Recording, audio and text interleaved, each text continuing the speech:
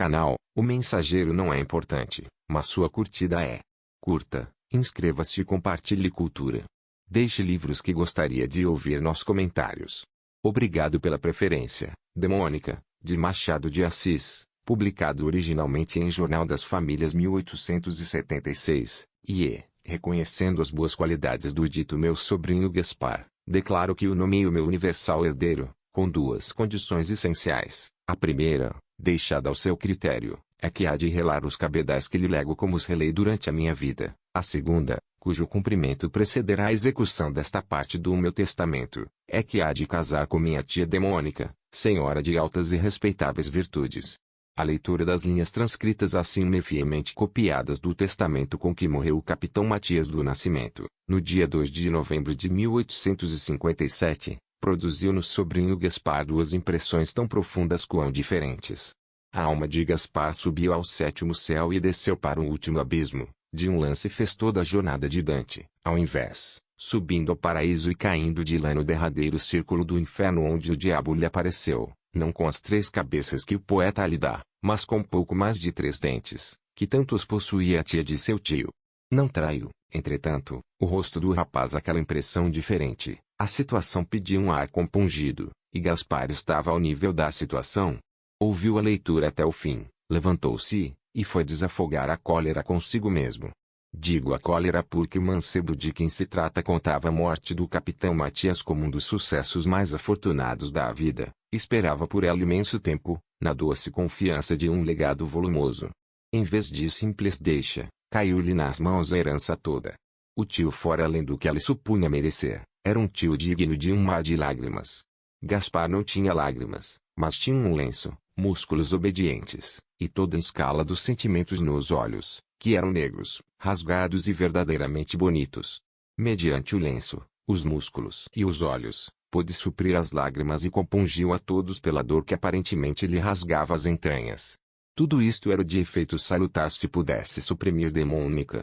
Mas Demônica existia, com seus 60 anos, os seus cabelos apenas grisalhos, as suas flores no chapéu, a sua elegância de 1810. Gaspar conhecia perfeitamente o abismo a cuja beira o lançara o capricho do tio, capricho sagaz e previdente, porque dispunha as coisas para o caso em que o herdeiro recusasse adotar a condição imposta. Nesse caso, dizia o testamento, toda a herança caberia à mencionada Demônica. Deus o tenha consigo! Exclamou Gaspar, sozinho no quarto, mas não há negar que tinha tanto juízo como este chapéu de sol. Que quer dizer semelhante condição de amarrar-me a tia Mônica? Realmente, só por zombaria ou coisa análoga, suponho que estava caçoado em mim. Este monólogo que aí fica em resumo, foi interrompido pela entrada de um amigo de Gaspar, o bacharel Veloso, rapaz de 30 anos, frio, pacato, sem ilusões nem estudos. Veloso era companheiro de infância de Gaspar, seu confidente, e não poucas vezes seu mentor ao pé das calipsos de arribação. Será certo o que me disseram agora? Perguntou Veloso apertando a mão ao companheiro. Teu tio nomeou-te seu herdeiro universal, é certo. Mas com a condição de te casares com Demônica. Tal qual. Se recusares, pedes tudo. Se recusar, a tia Mônica virá a ser herdeira, respondeu Gaspar passeando no quarto. Nada menos que um modo de obrigar-me a casar. Veloso sentara-se sacudindo a cinza do charuto e sorrindo da condição da herança. Houve alguns instantes de silêncio. O primeiro que o rompeu foi o bacharel. Não, disse ele, respondendo à última reflexão do amigo, não é isso. O que ele quer é deixar Demônica a sua universal herdeira. É claro que, se recusar, recebe tudo. Muito tola será se consentir em casar contigo, fazendo uma ridícula figura. Poupa-se aos comentários do mundo e recebe ainda em cima 300 contos. Gaspar estacou no meio da sala. A observação de Veloso pareceu-lhe exatíssima, ao passo que a soma da herança produziu nele violentíssimo abalo. Tens razão, disse Gaspar ao cabo de alguns minutos, há de ser isso. O que ele queria era favorecer a tia Mônica, levando a minha gratidão. 2 reconhecimentos de um golpe, não era mal calculado. Gaspar arrependeu-se logo deste necrológio, em que entrava muito pouco reconhecimento. Intercalou no discurso um elogio às qualidades morais do tio, discurso interrompido por alguns apartes restritivos do bacharel, os quais apartes não eram refutados com a força que era de esperar da parte do orador. O que se podia concluir do discurso e dos apartes é que o tio Matias não passara nunca de um estimável paspalhão. Há alguém que sente mais do que tua cláusula do testamento, disse Veloso sorrindo. Adivinhas? Não. Lucinda? É impossível. O pai dela. Acreditas que o comendador? Acredito que entrava muito nos cálculos dele a provável herança de teu tio. Não direi que te recuse agora, filha, ainda que não seria para admirar. Pode ser que lhe não fosse indiferente um genro com dinheiro, observou Gaspar. Não creio, porém, que a cláusula do testamento leve a opor-se aos desejos da filha. Não digo que não. Pela tua parte estás resolvido a abrir mão da herança. Oh, de certo. Veloso levantou-se. Muito bem. Disse ele. Aprovas-me? De todo o coração, tanto mais que esperava outra coisa. Ofendes-me. Sou apenas prático, respondeu Veloso sorrindo. Eu creio pouco no desinteresse, sobretudo ao pé de 300 contos. Vejo que és exceção, tanto melhor para ti. E para ela. Obrigado. Gaspar estendeu a mão a Veloso, que apertou com efusão. Veio o moleque chamá-los para jantar. O jantar foi melancólico e silencioso. A presença dos criados não exigia outra coisa. Além disso, não é certo que tenham bom sabor as sopas de um deserdado. A noite foi desconsolada e triste. E tão triste como a noite foi a seguinte madrugada, que viu o nosso Gaspar de pé, com os olhos cansados de não dormir. Não era para menos o malogro da véspera. Gaspar vivia há cerca de 6 anos somente para o tio Matias, único parente seu, além de demônica, cercava-o de todas as atenções, as mesmas com que se guarda na carteira um bilhete de loteria. O tio gostava dele e dizia e provava-o. Era um velho bom, afável, talvez caprichoso e maníaco, mas em todo caso as boas qualidades superavam as aborrecíveis. Gaspar só lhe via o melhor lado, ao menos não dizia outra coisa. Era o seu parceiro obrigado ao gamão, o seu companheiro nos passeios que ele gostava de dar às vezes de manhã, o mais fiel agente dos seus negócios, e até o leitor obrigado dos debates parlamentares. Matias não tinha partido, não o tivera nunca, mas o seu lugar, qualquer que fosse o partido dominante, era a oposição.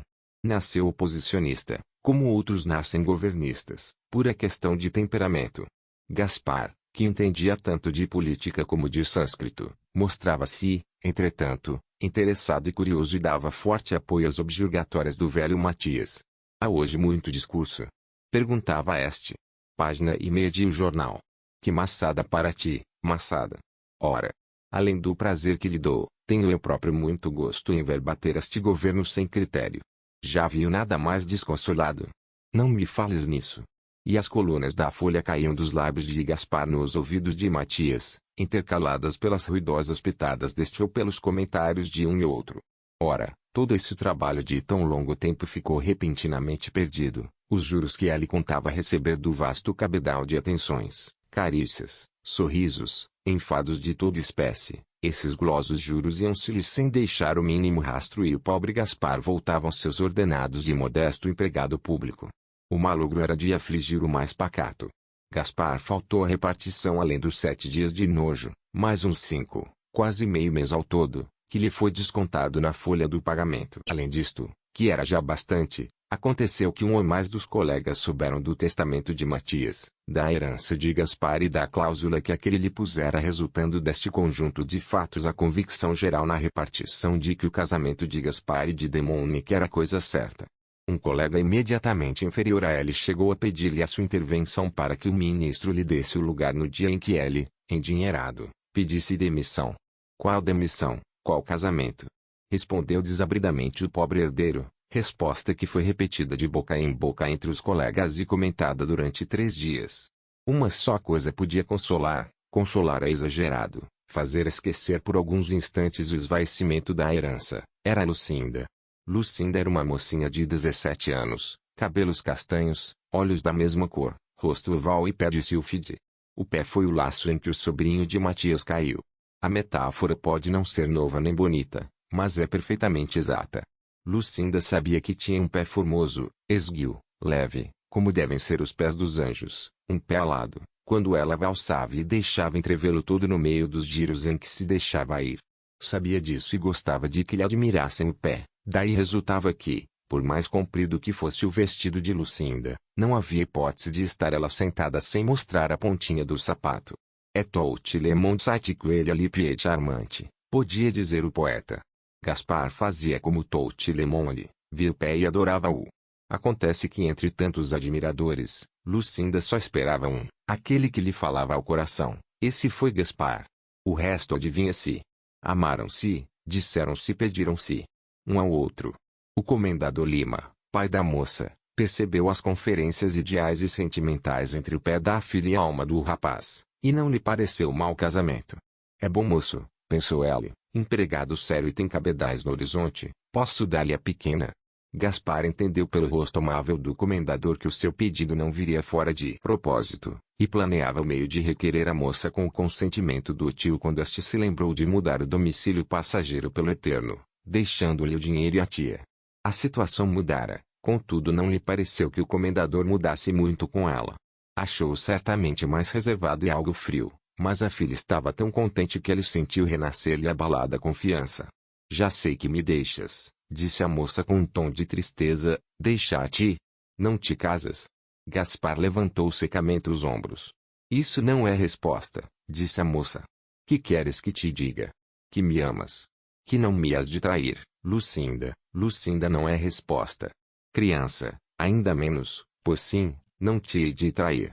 Trair por quê e por quem? Julgas-me um. A moça desatou a rir, uma risada que faria morrer a demônica, se a ouvisse e percebesse a coisa, e os dois namorados passaram a falar do seu futuro. O que os namorados dizem de seu futuro não é coisa nova para ninguém, dizem tudo e não dizem coisa nenhuma, eloquência divina, que é melhor experimentar, que julgar, mas julga quem não experimenta lá. 3. Demônica soube da cláusula de testamento com viva demonstração de desagrado. A disposição pareceu-lhe zombeteira e cruel a um tempo.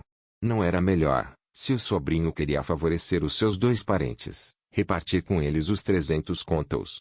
Esta foi a primeira reflexão. A segunda foi de agradecimento, porquanto a recusa da parte de Gaspar vinha constituí-la herdeira de toda a riqueza, e a cláusula testamentária redundava toda em proveito dela. Não sei se isto é interesse e egoísmo, sei que foi a reflexão de Demônica. Não foi porém a última, foi apenas a segunda, a que ainda sucedeu terceira e quarta. Demônica refletiu que havia no testamento uma lacuna, e era o caso em que, disposto Gaspar a desposá-la, não estivesse ela disposta a aceitar-lhe a mão. A quem pertenceria nesse caso a herança? Parece que é o rapaz, visto que não casaria por motivo independente de sua vontade. Enfim, Demônica perguntou a si própria, se o casamento, em tal idade, era coisa tão fora de propósito que a obrigasse a recuar.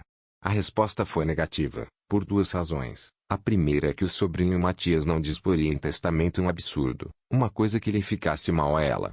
Sempre o conhecera respeitoso e seu amigo. A segunda é que ela mesma sentia em si alguns restos das graças de outro tempo.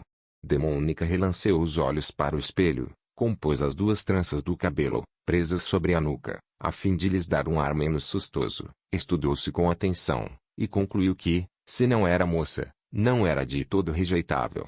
Uma ideia desta é mais difícil de nascer que de morrer. Uma vez nascida no espírito de Demônica, entranhou-se como uma verruma. 24 horas depois era a resolução assentada, mas, como a consciência busca muita vez iludir-se a si própria, Demônica lançava a resolução à conta da afeição que tinha ao rapaz. Que razão tenho eu para retardar a herança que o tio lhe deixou? Dizia ela dentro de si. Aceitando o casamento, evito chicanas e perda de tempo. Demais é sempre digna de respeito a última vontade de um morto. Gaspar foi ter com a tia-avó, alguns dias depois de voltar à secretaria. Ia resolvido a dizer-lhe francamente a razão que tinha para não aceitar a condição imposta pelo tio, razão que o leitor sabe ser o amor de Lucinda, além do horror que inspirava a ideia de obedecer naquele ponto ao tio. Demônica vestira-se nesse dia com singular apuro. Tinha um vestido de gorgorão preto, sério na cor, mas risonho na forma, que era um complicado de folhos e babados. Os cabelos dobravam-se em bandós e enquadravam-lhe o rosto, cuja expressão não era severa nem desconsolada. Demônica deixava-se estar na poltrona, quando lhe anunciaram o sobrinho. A poltrona era larga, pouco mais larga que a tia do capitão, que tinha as formas amplas e refeitas. Bem-vindo seja o Sr. Gaspar! Exclamou ela logo que o viu assomar à porta. Cuide que nunca mais queria ver a sua única parenta. Que ideia! respondeu o moço. A senhora sabe não podia haver tal esquecimento da minha parte. Disse, e, aproximando-se dela, beijou-lhe respeitosamente a mão. Demônica deu-lhe com uma graça estudada, mas que lhe não ficou mal de todo. Senta-te aqui, disse ela apontando para uma cadeira que lhe ficava ao lado. Gaspar obedeceu. Apenas sentado, reconheceu que era mais fácil planear que executar. Calou-se durante algum tempo, sem saber por onde começasse. Demônica veio em seu auxílio. Como vai o inventário do nosso pobre Matias? Perguntou ela. Vai andando, respondeu Gaspar escondendo um charuto que casualmente tiram da algibeira. Fuma, fuma, disse Demônica sorrindo. Gaspar agradeceu e acendeu um fósforo continuando a resposta. O inventário não levará muito tempo, toda a questão será o negócio da herança, da herança. Por quê? Perguntou Demônica. Há algum herdeiro que reclame? Não há nenhum. A senhora sabe que meu tio nomeou-me seu herdeiro universal, com a condição, sim. Interrompeu Demônica. Peço-lhe que acredite que eu nunca ousaria exigir da senhora um sacrifício. Eras capaz de sacrificar a herança? Perguntou Demônica olhando para ela admirada. Era. Demônica refletiu alguns instantes.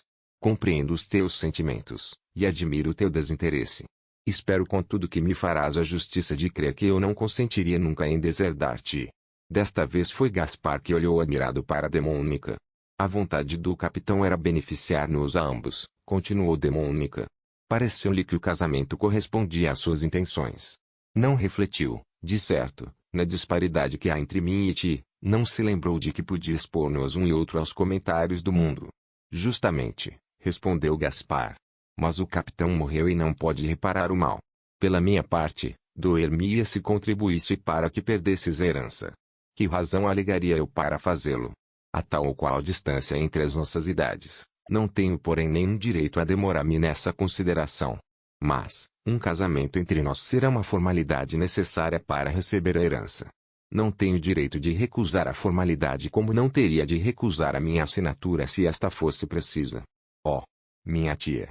Exclamou Gaspar, o seu coração é bom, mas posso eu abusar? Não abusar, nunca, nunca e sempre. São duas palavras que pedem reflexão, interrompeu Demônica levantando a sua pachorra. Até o outro dia. Não sou tão má como poderia supor. Adeus, mas... Demônica estendeu-lhe a mão sorrindo, e sorrindo com tanta arte, que só um dos dentes lhe apareceu.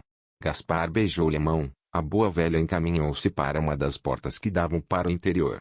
Gaspar ficou pasmado na sala. 2 minutos depois transpunha a porta que dava para o corredor e descia as escadas. Esta agora é melhor. Pensava ele. De maneira que a velha sacrifica-se para me dar gosto. 20 minutos depois encontrou Veloso. Sabes o que me acontece? Não. Acho disposição em tia Mônica para casar comigo. Veloso encostou-se a um portal para não cair. Quando pôde recobrar a fala, impossível. Disse ele. Parece impossível, mas é a pura verdade. De maneira que vou mandá-la ao diabo. Tais eram efetivamente as intenções de Gaspar. Durante 8 dias não voltou à casa de Demônica, não tanto porque as disposições da velha o irritavam, mas porque andava tomado de terror. A cada passo parecia-lhe ver um padre, um altar, a tia e o casamento celebrado sem remissão nem agravo. Entretanto, Lucinda entrou a desanimar um pouco nas suas esperanças matrimoniais. A situação de Gaspar era pior do que antes, e sobre o ser pior não lhe falava ali em coisa que se parecesse com casamento. Quais seriam as suas intenções, e que desilusão lhe preparava o futuro? Um dia abriu-se com ele. Oh, descansa. Respondeu Gaspar, serás minha ainda contra a vontade do céu, não blasfemes. Falo-te assim, para te mostrar a resolução em que estou. E já que me falaste nisto, dir-te-ei que ainda é tempo de refletir. Bem sei que não amaste em mim os bens da fortuna, que aliás nunca tive. Contudo, é bom que vejas a situação em que me acho. Há pouca esperança que podia haver de melhorar de sortes vai ser-se, nada tenho, além do meu trabalho. Queres-me assim mesmo? A moça lançou um olhar de indignação ao rapaz. Não me respondes? Perguntou este. Com o desprezo, era a única resposta que merecias. Exclamou Lucinda. Esta indignação da namorada foi um bálsamo suave lançado no coração do moço. Era muito melhor do que um sorriso ou um levantar de ombros, ou qualquer outra coisa menos expressiva. Perdoas-me? Disse ele. Não, Mas não ficas querendo mal? Talvez, não digas isso. Reconheço que sou culpado, mas a intenção das minhas palavras era mais pura e inocente. Lucinda acreditou piamente na pureza da intenção do rapaz e a conversa encaminhou-se para assuntos menos ásperos, em que por enquanto os deixaremos para ir ver em que se ocupa a senhora Demônica durante a longa ausência de Gaspar. Demônica contou com extrema atenção e tal ou qual saudade os dias da ausência do sobrinho. Não tardou a zangar-se com tamanho prazo, até que um dia ergueu-se da cama com a resolução de o mandar chamar. Nesse dia a camareira de Demônica pôs em atividade todos os seus talentos de ornamentista para reparar os ultrajes dos anos, e repor a boa senhora em condições menos desfavoráveis do que a pusera a natureza. 2 horas a espartilhar-se e a vestir-se. Ao cabo de todo esse tempo dispôs o ânimo para receber o esquivo sobrinhão quem escrevera logo de manhã. Todo esse trabalho, porém, foi inútil porque o mencionado sobrinho não apareceu, e Demônica teve de contentar-se com as despesas da toilette. A esquivança do sobrinho pareceu-lhe de algum modo ofensiva, duplamente ofensiva, porque era sua pessoa como tia e como mulher. Como mulher é que ela sentiu mais. Ao mesmo tempo refletiu no caso, e hesitou em crer que o rapaz, sem forte motivo, se dispusesse a perder nada menos que uma gorda aposentadoria. Alguma coisa há de haver por força, dizia ela mordendo o lábio com despeito. E a ideia de um namoro foi a primeira que lhe acudiu ao espírito como a mais natural de todas as explicações. É isso, algum namorico, sabe Deus com que lambisgoia. Sacrifica-se por ela, sem saber o que lhe resultará de semelhante passo. Pois que se avenham. A reticência que aí fica não é minha, foi uma reticência nervosa que acometeu a pobre senhora, em forma de tosse, interrompendo o monólogo, a que deu fim a mucama trazendo-lhe a bandejinha de chá. Demônica tomou 2 ou 3 goles dele e deitou-se daí a alguns minutos. O sono não veio prontamente, mas veio, enfim, cheio de sonhos cor-de-rosa em que Demônica viu realizados todos os seus desejos. No dia seguinte os bons dias que recebeu foi uma carta de Gaspar. Dizia-lhe ele, respeitosamente, que era obrigado a renunciar à honra imposta por seu tio e herança que lhe adivinha dela, visto ter uma afeição anterior ao testamento do capitão Matias, afeição séria e decisiva. Consultaria, entretanto, um advogado para liquidar o ponto e saber se a tia podia ser defraudada de alguma parte da herança, coisa que ela evitaria por todos os meios possíveis. A carta era singela, nobre e desinteressada, por isso mesmo o desespero de Demônica foi aos últimos limites. Gaspar não remeteu aquela carta sem consultar o seu amigo Veloso, que o viu ler e aprovou com restrições. A carta seguiu seu destino, e Gaspar interrogou o bacharel sobre o que achava ela que dizer ao desengano contido na epístola. Acho que o desengano é franco demais. Não é bem isto que eu quero dizer. Acho que não deixes nenhum caminho para voltar atrás. Voltar atrás? Perguntou Gaspar admirado. Sim. Mas por quê? Porque não se despedem tão levianamente 300 contos. Amanhã podes pensar de modo inteiramente diverso do que pensas hoje. Nunca. Nada de afirmações temerárias. Gaspar levantou os ombros e fez um gesto de tédio, a que Veloso respondeu sorrindo. Gaspar lembrou-lhe que, logo que fora aberto o testamento e conhecidas as disposições de seu tio, Veloso lhe aprovara a resolução de não aceitar o casamento imposto. É verdade, retorquiu este, mas, se é bonito o ato, não impede que absolutamente o devas praticar, nem que seja prova de juízo seguro. Nesse caso, parece-te, que não cedes a considerações de dinheiro, o que é prova de honestidade, mas que não há remédio senão ceder alguma vez a elas, o que é prova de reflexão. A mocidade passa e as apólices ficam. Gaspar engoliu um discurso que lhe veio à ponta da língua, discurso de indignação, todo inspirado por seus brios ofendidos, limitou-se a dizer que no dia seguinte ia pedir a mão de Lucinda e que se casaria no mais breve prazo. Veloso deu-lhe os parabéns, e Gaspar foi dali redigir a carta de pedido ao comendador. A carta de Gaspar não chegou à notícia do narrador do caso, mas há motivos para crer que era obra acabada como simplicidade de expressão e nobreza de pensamento. A carta foi enviada no dia seguinte. Gaspar aguardou a resposta com a ansiedade que o leitor pode imaginar. A resposta não veio imediatamente como ela cuidava que seria. Esta demora fê-lo curtir dores cruéis. Escreveu um bilhete à namorada que lhe respondeu com 3 ou 4 monossílabos tétricos e misteriosos. Gaspar assustado correu à casa do comendador, e achou-a triste, abatida e reservada. Quis indagar o que havia, mas não teve ocasião. A razão da tristeza de Lucinda foi a repreensão que o comendador lhe passou, ao ler o pedido do rapaz. Autorizaste semelhante carta? Perguntou o comendador fuzilando-lhe os olhos de cólera. Papai, responde, eu quê? Não sei, sei eu, troou o comendador Lima indignado, sei que não tiveste força bastante para desanimar o pretendente. Casar. Não é demais se não casar. Com que havia ele de sustentar casa? Provavelmente com o que esperava receber de mim. De maneira que eu ajuntei para que um peralvilho, que não tem onde cair morto, venha desfrutar o que me custou a ver. Lucinda sentiu 2 lágrimas borbulharem-lhe nos olhos e fez menção de retirar-se. O pai reteve-a para lhe dizer em termos menos desabridos que ele não desaprovava nenhuma afeição que ela tivesse, mas que a vida não se compunha só de afeições, senão de interesses também e necessidades de toda a espécie. Esse tal Gaspar não é mau rapaz, concluiu o comendador, mas não tem posição digna de ti, nem futuro.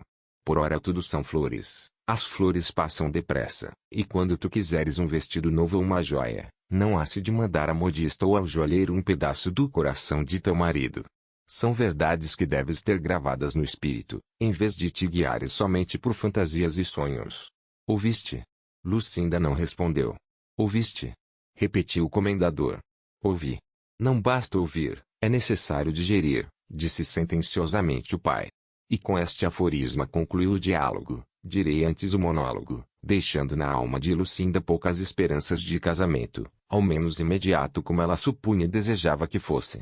Tal é a explicação da tristeza e reserva com que recebeu o rapaz naquela noite. Facilmente se crê que Gaspar não saísse dali com a cara alegre. Nem acharei entre os leitores nenhum tão incrédulo que duvide de que o pobre namorado ficou tão fora de si, que não atinou com a maneira de abrir a porta, e afinal quebrou a chave, pelo que achou-se no meio da rua, a 1 hora da noite, sem ter onde ir dormir. Sem casa nem esperanças, é suplício excessivo. Gaspar teve ideia de ir ter com Veloso e passar a noite com ele, derramando no seio do amigo todas as suas queixas e tristezas. Só ao cabo de 5 minutos é que se lembrou de que o bacharel morava no Pedregulho. Consultou a algibeira cuja resposta foi a mais desanimadora possível. Nestas circunstâncias ocorreu-lhe a melhor solução que podia ter naquela crise, ir pedir pousada à demônica. Ela morava na Rua dos Inválidos e ele achava-se na Rua do Conde. Embicou para lá, tão cheio de suas mágoas, que nem lhe lembravam as que podia ter causado a tia. Ali chegando, foi-lhe facilmente aberta a porta. Um escravo dormia no corredor, e não teve dúvida em franquear-lhe a entrada desde que reconheceu a voz de Gaspar. Este contou ao escravo o que lhe acontecera. À vista disto, concluiu ele, arranja-me aí um lugar com que passe a noite, mas sem acordar titia. Demônica tinha 2 quartos trastejados para hóspedes. Gaspar foi acomodado em um deles. A dona da casa ficou estupefacta no dia seguinte quando lhe deram conta do ocorrido. Em quaisquer outras circunstâncias, o caso lhe pareceria natural. Naquelas afigurou ser-lhe extraordinário.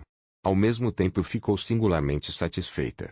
Não o deixes sair sem almoçar, disse ela ao escravo.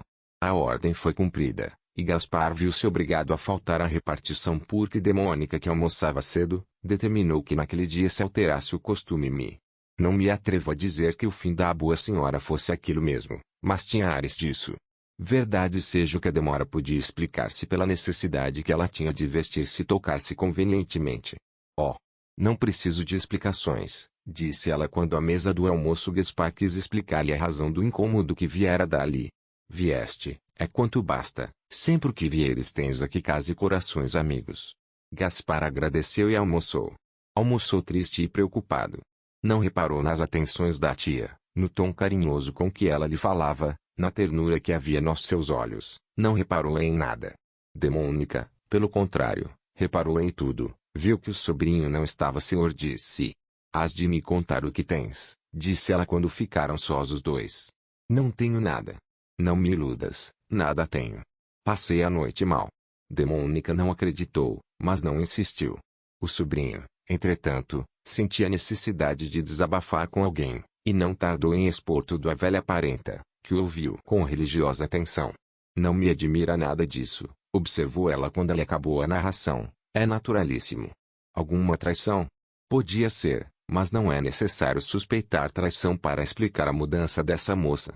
Parece-me que ela amava um herdeiro, e que, impossível, Porque é impossível.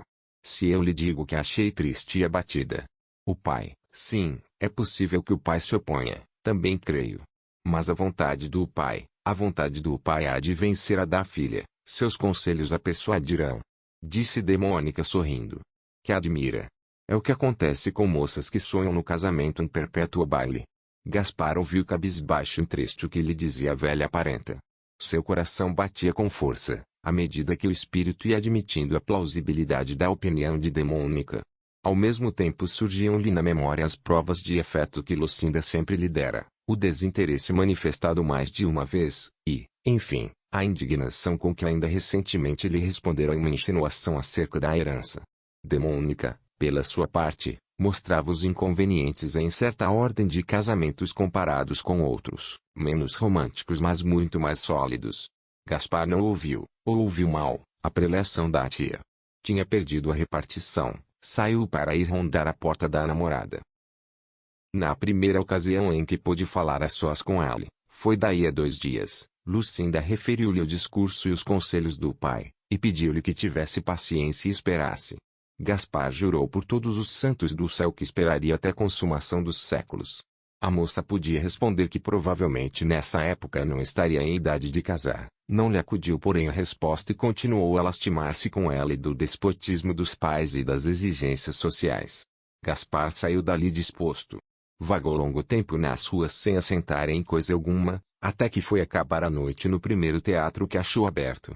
Na peça que se representava havia um namorado em condições iguais às dele que acabava matando-se. Gaspar achou que a solução era violenta demais. Oh! Eu morrerei por mim mesmo! Exclamou ele saindo do espetáculo.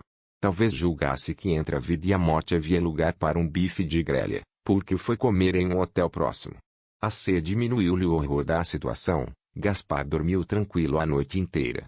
No dia seguinte acordou tarde, e faltou a repartição, como usava fazer algumas vezes, e seu espírito, mais que nunca, era avesso ao expediente.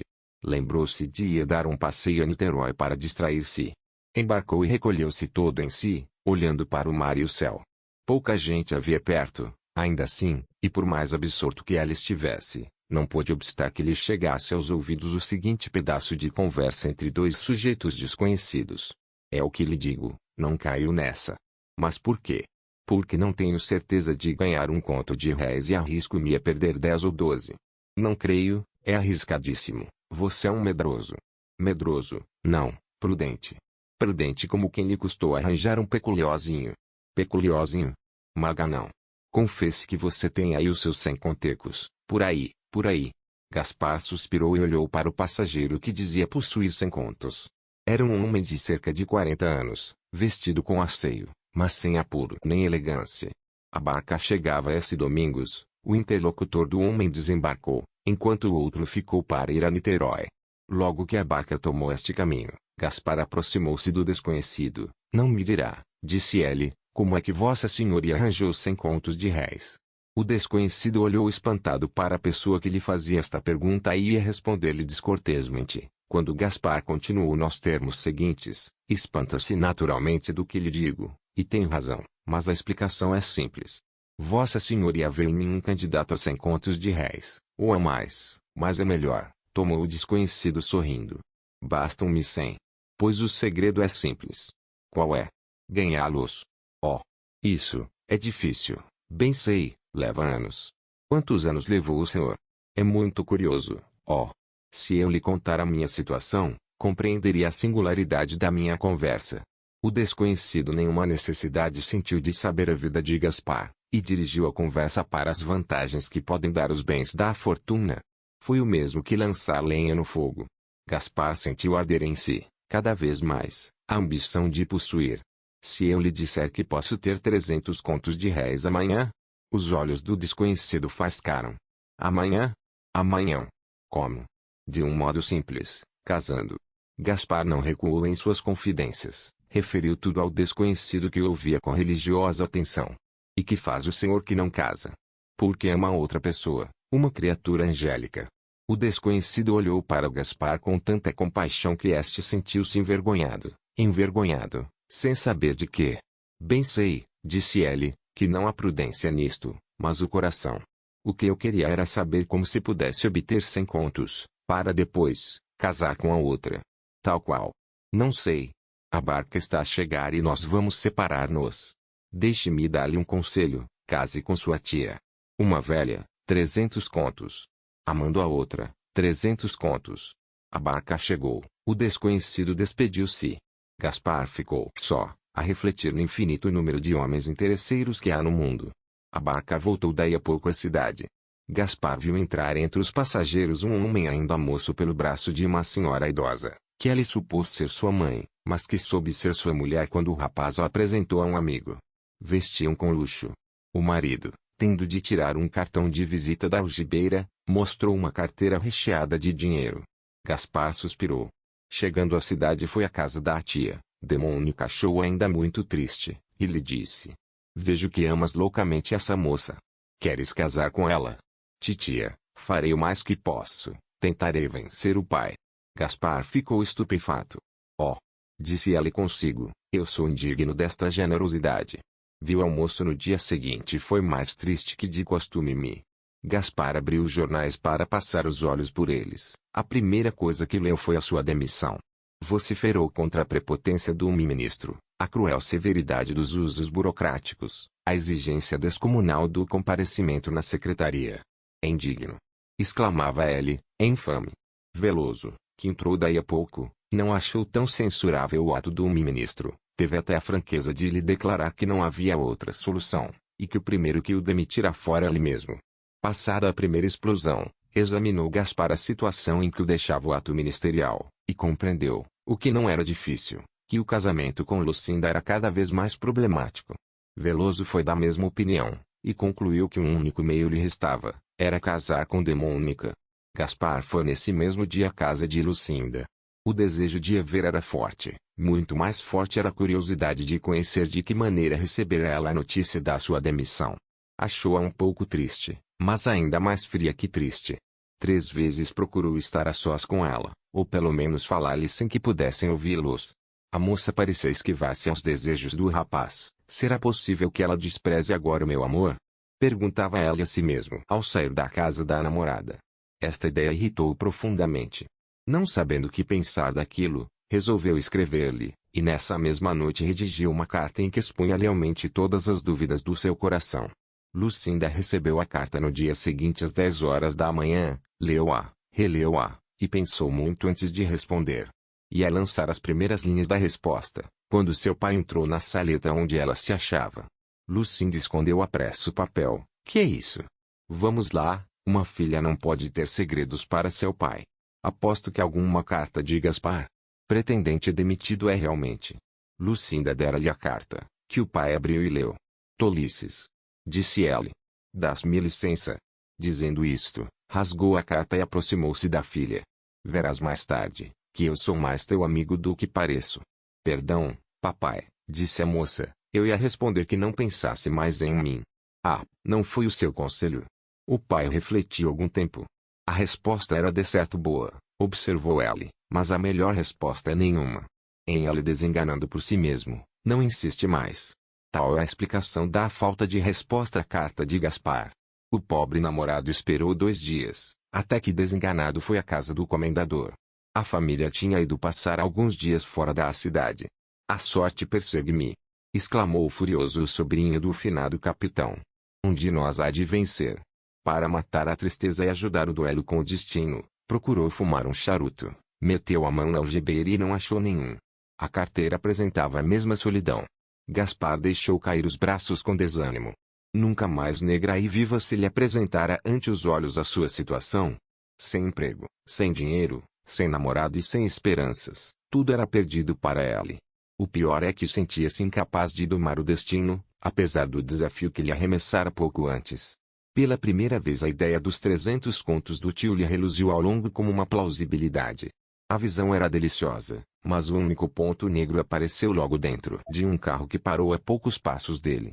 Dentro do carro ia Demônica, ele viu-a inclinar-se pela portinhola e chamá-lo. Acudiu como bom sobrinho que era. Que fazes ai? Ia para casa. Anda jantar comigo.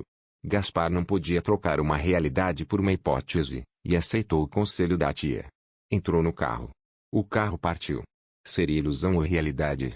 Demônica pareceu-lhe nessa ocasião menos velha do que antes achava. Ou fosse da toilette, ou de seus olhos, a verdade é que Gaspar viu-se obrigado a reformar um pouco o juízo anterior. Não achou moça, mas a velhice pareceu-lhe mais fresca, a conversa mais agradável, o sorriso mais meigo e o olhar menos apagado. Estas boas impressões foram bom tempero ao jantar, que aliás era excelente. Demônica mostrava-se, como sempre, carinhosa e boa. Gaspar demorou-se ali até perto das 10 horas da noite.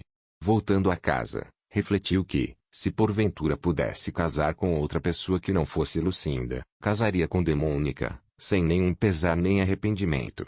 Não é moça, pensou ela, mas é boa e são 300 contos. 300 contos. Este algarismo perturbou o sono do rapaz. Primeiramente custou-lhe a dormir. Ela via 300 contos em cima do travesseiro, no teto, nos portais, via-os transformados em lençóis, em cortinados, em cachimbo turco. Quando conseguiu dormir, não conseguiu livrar-se dos 300 contos. Sonhou com eles a noite inteira, sonhou que os comia, que os cavalgava, que os dançava, que os aspirava, que os gozava, em suma, por todos os modos possíveis e impossíveis. Acordou e reconheceu que tudo fora sonho. Suspirou. E tudo isto sacrifico eu por causa dela. Exclamou ela. Merece-lo-á. Merecerá que eu padeça tantas privações, que abra mão de um bom casamento para ser desprezado deste modo. Não lhe respondendo ninguém a esta pergunta, fê-lo ele próprio, e a resposta foi que a moça não merecia tamanho sacrifício. Contudo, sacrificar-me-ei. Concluiu ela. Neste ponto das reflexões recebeu uma carta da tia, Gaspar. Creio que arranje um empenho para que se te dê algum lugar muito breve, em outra secretaria. Gaspar estremeceu de prazer. Boa tia. Disse ela. Ah! Como lhe tenho pago com ingratidões. A necessidade de agradecer e a conveniência de não aumentar a conta no hotel foram as duas razões que levaram o ex-empregado a ir almoçar com a tia. Demônica recebeu-o com o carinho do costume, disse-lhe o que pretendia fazer para empregá-lo de novo e deixou-o nadando em reconhecimento. Ah! Minha tia.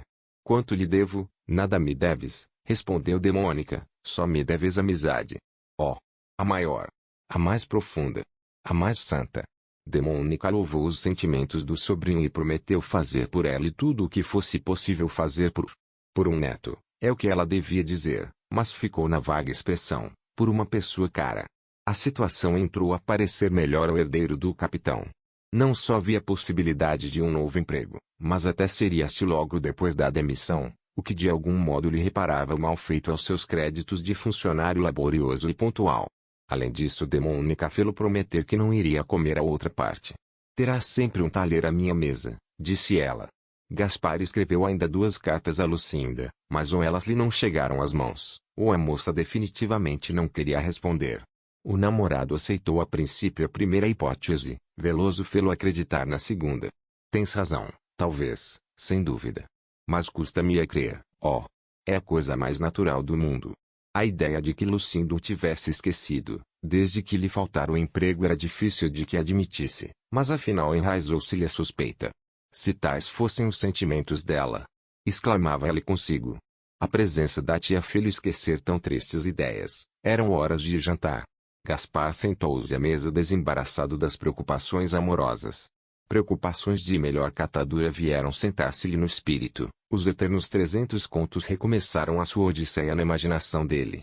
Gaspar construiu ali mesmo uma casa elegante, mobiliou-a com luxo, comprou um carro, 2 carros, contratou um feitor para lhe cuidar da chácara, deu 2 bailes, foi à Europa. Chegaram estes sonhos até a sobremesa. Acabado o jantar, viu ele que tinha apenas a demissão e uma promessa. Na verdade, sou um pedaço de asno. Exclamou ele. Pois tenho a fortuna nas mãos e zito. Demônica levantara-se da mesa. Gaspar foi ter com ela. Sabe de uma coisa em que estou pensando? Perguntou. Em matar este. Em viver. Pois vive. Mas viver feliz. Já sei como. Talvez não saiba dos meus desejos. Eu, titia. Ia ser mais franco. Mas depois de encarar o abismo, quase a cair nele, recuou. Era mais difícil do que lhe parecia, aquilo de receber 300 contos. A tia, porém, compreendeu que o sobrinho voltava a adorar o que havia queimado. Não tinham outro fim todos os seus desvelos. Gaspar adiou a declaração mais explícita e sem que com isto perdesse a tia, porque os vínculos se foram apertando a mais e mais, e os 300 contos de todos se sentaram na alma do moço. Estes aliados de demônica derrotaram completamente o adversário. Nem tardou que ela lhe comunicasse a ideia a Veloso. Tinhas razão, disse ele, devo casar com minha tia e estou disposto a fazê-lo. Ainda bem, devo satisfazer o desejo de um morto, sempre respeitável e enfim corresponder aos desvelos com que ela me trata. Perfeitamente. Já lhe falaste? Não, falarei amanhã. Ânimo. Na noite desse dia recebeu Gaspar uma carta de Lucinda, em que ela lhe dizia que o pai, vendo-a triste e abatida, e sabendo que era por amor dele, cedera da sua posição e consentia em que eles fossem unidos. Que cara é essa tão espantada? Perguntou Veloso, que estava presente. A coisa é para espantar. O comendador cedeu, o pai de Lucinda? É verdade, essa agora, lê. Veloso leu a carta de Lucinda. Na verdade, o lance era inesperado. Pobre moça. Vê-se que escreve com a alma banhada em alegria, parece que sim. Que devo fazer? Oh! Neste caso, a situação é diferente do que era há pouco, os obstáculos da parte oposta caíram por si mesmos. Mas será de boa vontade que o comendador cede? Isso importa pouco. Receio que seja um laço. Laço? Ora essa! Exclamou Veloso sorrindo.